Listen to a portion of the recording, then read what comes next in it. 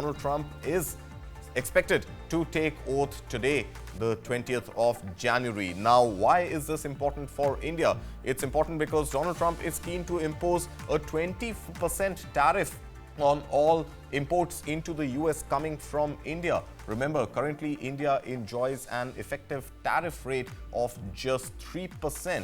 In fact, in 2023, India's exports to the US stood at about $84 billion. Now, Trump's tariffs could cost Indian exports as much as $14.6 billion as per a report by BCG, the Boston Consulting Group. India's pharma sector and auto components could be hit the hardest when it comes to Trump's tariffs. And remember, jobs in the pharma sector as well as the auto sector could get impacted if Donald Trump is to continue with his tariff policy that he claimed his administration would impose if he comes back to power. And there you have it, he has come back to power and he would be taking oath as the 47th president of the United States today.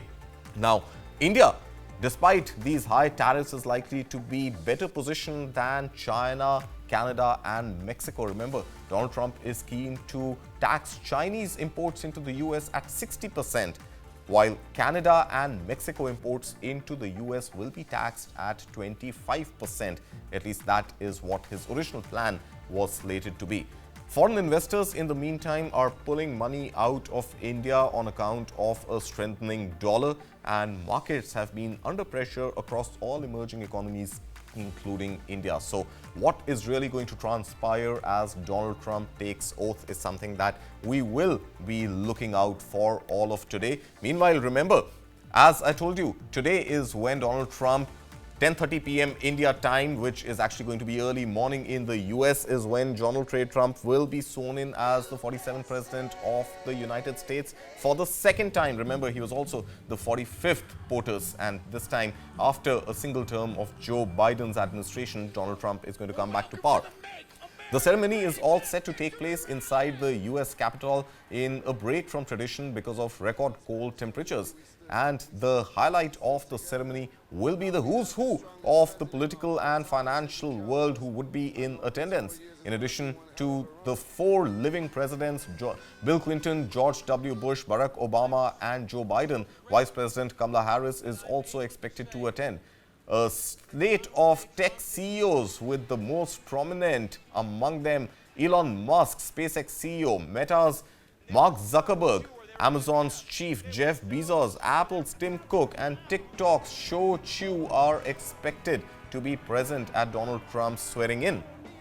Foreign leaders, including Argentina's president and Italian Prime Minister Giorgia Meloni, will be in attendance. China's Vice President Han Zheng is also invited, and from India, External Affairs Minister S. Jaishankar will be present, emphasizing the growing partnership between the two nations.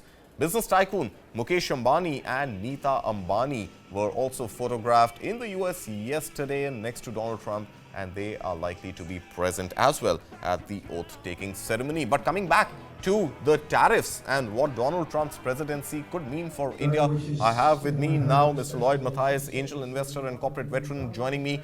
Mr. Lloyd Mathias, good morning. Thank you so much for joining us here on News9 Live. Help us understand a 20% tariff on India versus the effective tariff rate of just 3%. How bad is it as a news item for India's exports into US? Good morning, Karthik. Great to be on your show. Yes, it is indeed a historic day. I think Mr. Trump is a force of nature, as the last, shall we say, 8 years have proved. And who would have thought, 4 years ago that this would have been possible? But as it happens, he makes most things possible. A good or bad, one would never know. I think the tariffs are a definitive threat. But I think even before we get into the tariff discussion, I think one factor one has to keep in mind is that there is a genuine sense that, for whatever it's worth, Donald Trump will be one of the most business-friendly presidents. His clear move away from hostilities. There is a feeling that the whole cessation of hostilities in Israel and Gaza right now has been prompted by his impending, taking oath today. There is a feeling that hopefully sooner than later, even possibly the Russia-Ukraine hostilities will cease. And that in general bodes well for business. So at a macro level, I think there is certain positive inclinations. I think the other point is really the fact that he's still, in that sense, pretty much a believer in fossil fuels. That might bode well in terms for oil prices, which has a significant impact for India, specifically when it comes to things like inflation. I think the tariff threat is no doubt real, and the gap between what Donald Trump says and what Donald Trump does is normally very little. So there is a very high say-do index. But as your report pointed out, I think a lot of the focus initially, a lot of the kind of grandstanding is going to be very centered around China to start with. While India certainly is in line of fire in that context, I still think that the kind of tariff structure that he's thinking of imposing in China will possibly not alter things too dramatically for Indian exporters. In the short term, yes, the fact that we're talking of really a jump from a 3% to 20% is going to be a little worrying. But I think that is one concern. The little pullback mechanisms that I would see was the fact that he has a lot of, or let's just say not a lot of influence of corporates in his cabinet, so to speak, with Musk playing a very disproportionately large role. I think there would be a lot of pro-business policies, and in the middle term, I think this would make a lot of dents and would be actually quite positive in the context of business and specifically for India. Okay, you think that the pro-business approach will be a positive for the world economy, and also for India. But Lloyd, I believe that his pro-business policies are going to be pro-US business, and hence this whole conflict about the kind of imports and the tariffs on the imports that Donald Trump is likely to impose. But I mean, we'll have to wait and see how this really plays out. But what I want to ask you is that what happens to inflation in the US with these tariffs imposed on everything that the US imports from anywhere in the world? All the way from 60% tariffs on China, 25% from Mexico and Canada, and 20% for the rest of the world that India is also part of. What happens to the inflation story in the US? Because inflation, again, has been a mixed bag. When some months we've seen the numbers come into a correction mode, but now last month again we saw 2.9% inflation, well above the Fed's threshold. So how do you see the inflation story in the US panning out, and the impact of that on the US economy and on the rest of the world? That's a definite threat, Karthik. But the way I look at it is that the first phase will all about be getting jobs back, getting unemployment to near zero, getting that part, getting the whole machismo of the US economy, which is really what's Donald Trump's strongest card. I think the first part of the focus is really about getting jobs back and talking about the fact that we've pulled back so many businesses that were really outsourced, or so many services that were outsourced. I think that's going to be his first focus. That will no doubt have a bit of an inflationary impact. In fact, not just a bit, a sizable amount, because a whole lot of goods that Americans consume today are manufactured overseas, or a lot of services are actually outsourced overseas, and India is a big recipient of that. So I think that's going to have an impact. But I think the initial focus is going to be about reducing unemployment and therefore bringing US jobs back. Two is about clamping down vigorously on immigration. Right, what is talked about illegal immigration may also impact a lot of outsourced, nationals sitting in the US. So I think that part is going to be the first focus. I think the moment concerns about inflation start to rise among the US populace, I think that's when there will be a little bit of, a little bit of moderation in terms of business. It was like the whole discussion before, a month ago, about the whole H-1B visas. I think the moment the two techies stepped in and Musk talked about it, one saw that he kind of diluted his position. So I think there would be a little bit about a little moderation that comes in.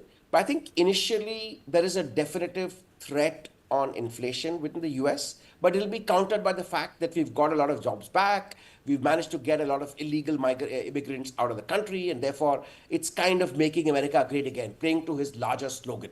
I think that's one aspect. The second, of course, will be the global outreach, the fact that the global policing role that the US has played, which actually put a lot of feet on street in different alien markets, that will reduce as he tries to close hostilities elsewhere in the world. One example is already before us, but I think sooner or later that would be the other part, saying that we're actually going to make sure that our people stay within the country, that the US has more jobs, that immigrants don't take our jobs. And then I think it will come down to a little bit of moderation when it comes to talks about inflation, which are really no doubt a real threat.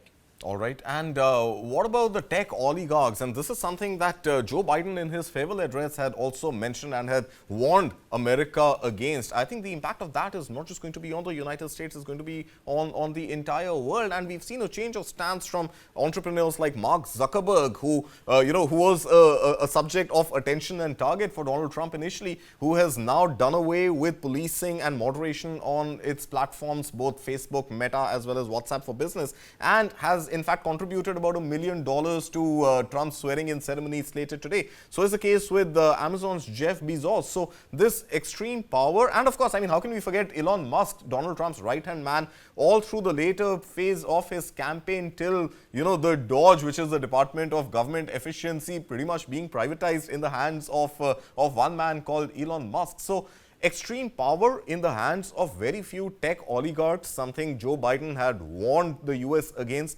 is now pretty much coming right in front of our eyes with their presence and their contributions in the oath-taking ceremony. How is this going to impact the face of big tech, and how is this going to influence policy going forward for the US and the rest of the world?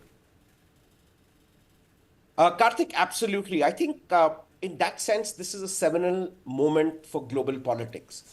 Till as recently as 4 years ago, there were talks about investigations into influence on elections by global social media platforms. Now they're an integral part of this entire Trump campaign. So I think the gap between church and state, or business and politics, that was a holy grail that most democracies in the world swore by, I think that's pretty much come to an end. Just looking at the whole build-up into the last 3 months, and in fact, Elon Musk's role right through the Trump campaign, the Trump 2024 campaign, I think has really kind of blurred that line completely. And again, what's more startling, like you rightly pointed out, is the change of mood of a lot of the others who initially were quite, let's say, hostile towards the Trump campaign. The fact that, Jeff Bezos and Mark Zuckerberg have actually come around. I think this is a new trend. I think the impact is yet to be seen. At a macro level, it's clearly worrying. I think the Biden warning about tech oligarchs having a disproportionate say in US policies, and therefore, in a sense, global policy, given the role that US plays, I think is a definitive concern. One hopes that a lot of this is A, going to be moderated, two, is going to be for the common good. The fact that what happens in the US quickly casts a spread across the world, specifically to the to Western Europe and the other kind of Anglo-oriented markets, Canada, Australia, New Zealand, and the UK, of course. And I think that is something that's a bit of a wait and watch. I do believe that at one level it'll result in more business, industry, technology favorable policies, which is positive.